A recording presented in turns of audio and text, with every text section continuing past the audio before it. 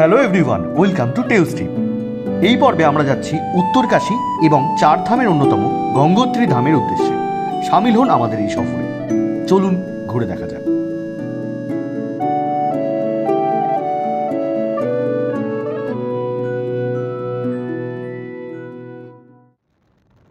হাওড়া থেকে দুন এক্সপ্রেস ছেড়েছে গতকাল সন্ধ্যে 8:25-এ। ঋষিকেশ অবধি মোট 1.5 দিনের পথে ট্রেন ছুটছে। রেলগাড়ির জানলা দিয়ে ক্রমশ বদলে যাচ্ছে দৃশ্যপট। এমন সময় আচমকা শঙ্খ ঘোষের ওই 2 লাইন মনে পড়ল। হঠাৎ দেখি মাঠের মধ্যে চলন্ত সব গাছে এক এক রকম ভঙ্গি ফোটে, এক এক রকম নাচে। অচেনা গ্রামের ছোট ছোট ঘর, ধান ক্ষেত কিংবা জঙ্গল, সাঁকো দেখতে গেলে বেশ অনেকটা সময়, কিন্তু জানলার দিকে তাকিয়ে থাকলে কেমন দ্রুত কেটে যায়, তাই না? এই হচ্ছে যোগনগরী ঋষিকেশের স্টেশন চত্বর। খানিকক্ষণ আগেই ঘড়ির কাঁটা 9 ছুঁয়েছে, তবু আজকে আর অফিসের তাড়া নেই। একটা টোটো পাকড়াও করে আমরা বাস ধরতে এসেছি স্টেশন থেকে 2 কিলোমিটার পথ। আসতে লেগেছে ওই মিনিট 15। মেনলি এখানে 2টো বাস স্ট্যান্ড। সরকারি বাসের জন্য আইএসবিটি ঋষিকেশ, আর বেসরকারি বাসের জন্য Rishikesh Tehri bus stand. Bus stand দুটো পাশাপাশি। আমরা স্থান কাল পরিস্থিতি মেপে তেহরি বাস স্ট্যান্ড থেকেই টিকিট কাটলাম। বাস ছাড়লো 11টায়। আমরা চলেছি উত্তরকাশীর উদ্দেশ্যে। প্রায় 170 কিলোমিটার পথ। 5-5.5 ঘন্টার মধ্যে আরামসে পৌঁছে। ও হ্যাঁ, আমাদের বাস ভাড়া নিয়েছে মাথা পিছু 350 টাকা। তবে শুধু এসব কাট কথা বলে শব্দের ভিড় বাড়াবো না। তার চেয়ে বরং চলুন সবুজ মোড়া পাহাড়ের শোভা দেখতে দেখতে এগিয়ে যায়।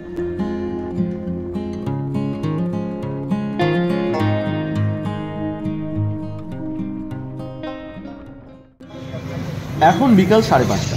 আমরা এইমাত্র পৌঁছলাম উত্তরকাশী। 5 ঘন্টায় পৌঁছাবো বলেছিলাম বটে, কিন্তু সময় একটু বেশি লেগে গেল। আজ আমাদের মাথা গোজার বন্দোবস্ত এই কালীকমলি ধর্মশালায়। ঘরপ্রতি 500 থেকে 700 টাকা নেয়। সিজন অনুযায়ী চেঞ্জও হয়। ধর্মশালার একেবারে পাশেই মার্কেট এরিয়া, প্রচুর দোকানপাতি। রাতের খাবার তারই কোনো একটা থেকে সেরে নেব। আচ্ছা, ভালো কথা, আপনারা যদি এই কালীকমলি ধর্মশালায় আসতে চান তবে আসার 4 মাস আগে কলকাতার ডালহৌসির স্টিফেন হাউসের ফার্স্ট ফ্লোরে আপনাকে সশরীরে গিয়ে বুকিং করতে হবে। আবার বলছি, সশরীরেই যেতে হবে। অনলাইন বা ফোনে বুকিং করার অপশন নেই। বেশ অনেকটাই রাত হলো, রাতের খাবারও সেরে নিয়েছি। আপাতত একটু হাঁটতে বেরোলাম। হোটেলের কাছেই এই মণিকর্ণিকা স্নানঘাট, পাশ দিয়ে বয়ে যাচ্ছে ভাগীরথী নদী। নদীর ওপারে জ্বলতে থাকা ব্যস্ততার আলোগুলোকে দূর আকাশের নক্ষত্র মনে হচ্ছে। এমন ভ্রম তো হয়েই থাকে। উত্তরকাশীর পর্ব এখানেই শেষ। আপাতত বেরিয়ে পড়েছি গঙ্গোত্রীর উদ্দেশ্যে। এখান থেকে প্রায় 100 কিলোমিটারের পথ। হিসাব মতো 4 ঘন্টা লাগার কথা। সঙ্গী দুপাশের অপূর্ব দৃশ্য, চোখ জুড়িয়ে যাওয়ার মতো সবুজের ঘনত্ব, মেঘ ছুঁয়ে থাকা পাহাড়ের দল। প্রকৃতি যেন এখানে নিজেকে 16 আনা উজাড় করে দিয়েছে, একটুও কার্পণ্য করেন।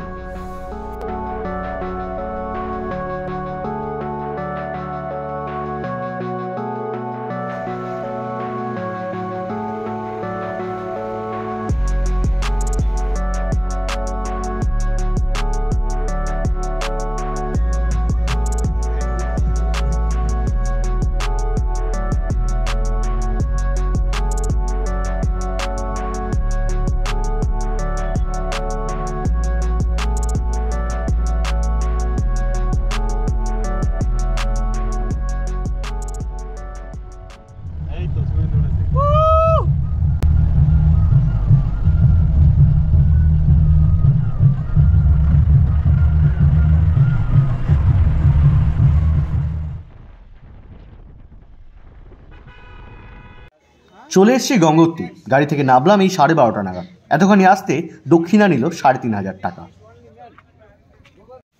এখন আমরা গঙ্গোত্রী মার্কেট এরিয়া পেরিয়ে যাচ্ছি ধর্মশালার দিকে। এখানেও সেই কালীকমলি ধর্মশালা। কিভাবে বুকিং করা যায় আগেই বলেছি। ভীষণই পকেট ফ্রেন্ডলি ব্যাপারটা। আর এই ধর্মশালার ছাদে উঠলেই দেখা মিলবে গঙ্গোত্রী মন্দিরে, একেবারে পাশেই।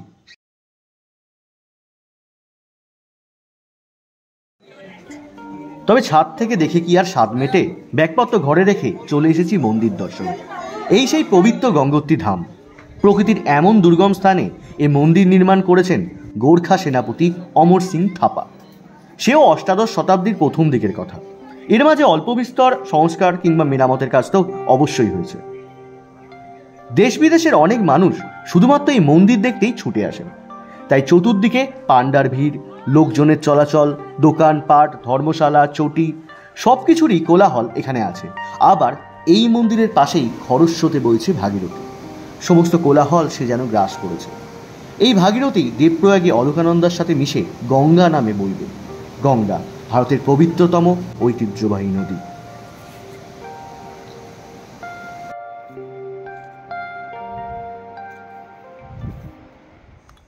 মন্দির প্রাঙ্গণে জ্বলে উঠেছে সন্ধ্যাবাতি। অপূর্ব লাগছে মা গঙ্গার মন্দিরখানা। বহু মিথ প্রচলিত আছে গঙ্গার মর্তে আগমন নিয়ে। তার মধ্যে সব থেকে বিখ্যাত সগর বংশের অভিশপ্ত পূর্বপুরুষের সাবমোচনের কাহিনী, ভগীরথের দীর্ঘ ৫,৫০০ বছরের তপস্যার কাহিনী। অবশ্য মর্তে আসার পথে সে প্রবাহ এতই খরস্রোতা হয়ে গেছিল, ইন্দোর ঐরাবত অবধি ভেসে গেছিল। শেষমেশ শিবের ধ্যান ভাঙে, জটাজালে পথ হারান গঙ্গা, গতি কমে আসে। কৈলাসপতির বুক বেয়ে নেমে আসেন মর্তে, সাবমুক্তি হয় সগর বংশে। ধন্য হন ভগীরথ, ধন্য হয় এ ভারতভূমি।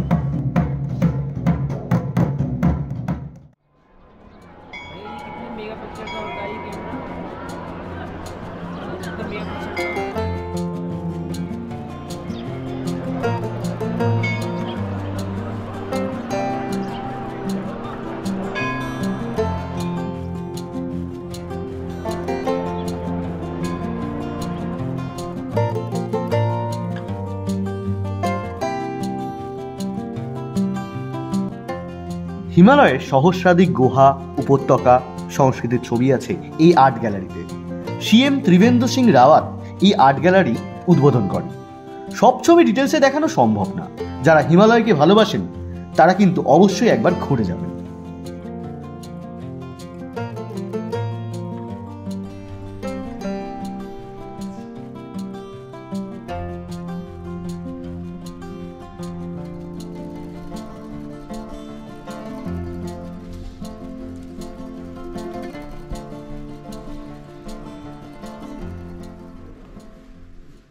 এই যে পাথরের অদ্ভুত আকার আর তা বেয়ে গড়িয়ে পড়ছে জল, জায়গাটার নাম সূর্যকুণ্ড। গঙ্গোত্রীর অন্যতম বিখ্যাত এবং পবিত্র জায়গা। মিথ বলছে মাতা পার্বতী নাকি এখানেই স্নান সেরে সূর্য প্রণাম করতেন। এখানে স্নান করলে রোগ, তাপ, জরাজীর্ণ কেটে যায়, এমন জনশ্রুতিও আছে। তবে জায়গাটার গুরুত্ব বাদ দিলেও সৌন্দর্যের জন্যই বেশ খানিকক্ষণ সময় এখানে কাটাতে পারে, যেন পাথরের সাজানো বাগান। সূর্যকুণ্ডের সামনের ল্যান্ডস্কেপটিও স্বর্গীয়। দূরে পাহাড়ের চূড়ো, তার গায়ে ধাপে ধাপে গাছের ভিড়। যেমন ছবি ছোটবেলায় কম বেশি আমরা এঁকেছি, ক্যালেন্ডারে দেখেছি, পুরো অমনটা।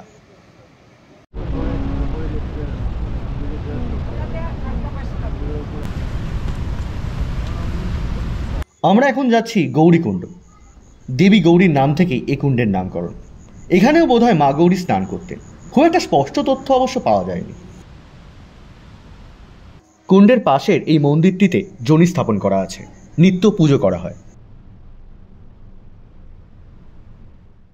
মানুষের দুঃখ, দুর্দশা, শোক, সন্তাপ জানানোর বিশ্বস্ত জায়গা সেই ঈশ্বরই। কথাই আছে বিশ্বাসে মিলাই বস্তু। আর এখানে তেমনই বহু মানুষজন তাদের বিশ্বাসটুকু সম্বল করে আবদারের কাপড়টুকু ঝুলিয়ে রেখে গেছেন। তাদের সেই সমস্ত আবদার ঈশ্বর পূরণ করুক তার নিজস্ব কায়দায়। আমরা বরং খানিক এগিয়ে যাই। আমরা এখন এমন সুন্দর রাস্তা বেয়ে চলেছি পাণ্ডব গুহার দিকে। 2 কিলোমিটারের হাঁটা পথ। আস্তে আস্তে আমরা হাঁটছি, দেখা যাক এই ছোট্ট ছোট্ট পায়ে হাঁটতে হাঁটতে কখন পৌঁছায়। এই সেই পাণ্ডব গুহা। অজ্ঞাতবাসের সময় পঞ্চপাণ্ডবরা নাকি এখানে এসেই ছিলেন। শুধু গঙ্গোত্রী নয়, ভারতের অনেক জায়গাতেই এরকম পাণ্ডব গুহা আছে। সেই কবেকার মহাকাব্যের ইতিহাসের কাছাকাছি আমরা দাঁড়িয়ে।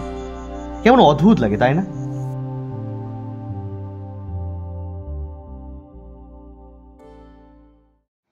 ও বলা হয়নি, আজ গঙ্গোত্রীতে আমাদের দ্বিতীয় তথা শেষ দিন। আশেপাশে যা কিছু ছিল অল্প বিস্তর ঘুরে নিয়েছি। আপাতত ভাগীরথীর দিকে তাকিয়ে আছি বেশ অনেকক্ষণ ধরে। কত মানুষের ভিড়, তাদের মধ্যে গরিব, বড়লোক, ব্যবসায়ী, দিনমজুর, এমন কোনো ভেদাভেদ নেই। এই পবিত্র জলের স্পর্শে সে ভেদ যেন ঘুচে গেছে। যেদিকেই তাকাচ্ছি শুধু অপরূপ দৃশ্য। আমাদের চোখ আরো খানিকক্ষণের জন্য সেখানেই আটকে থাকছে। আজ আমরা গঙ্গোত্রী ছেড়ে এগোবো। তার আগে আপনাদের বলে দিই, জীবনে কখনো একবার হলেও আসবেন এখানে। ইতিহাস, মিথ, পুরাণ যেন সহাবস্থান করছে।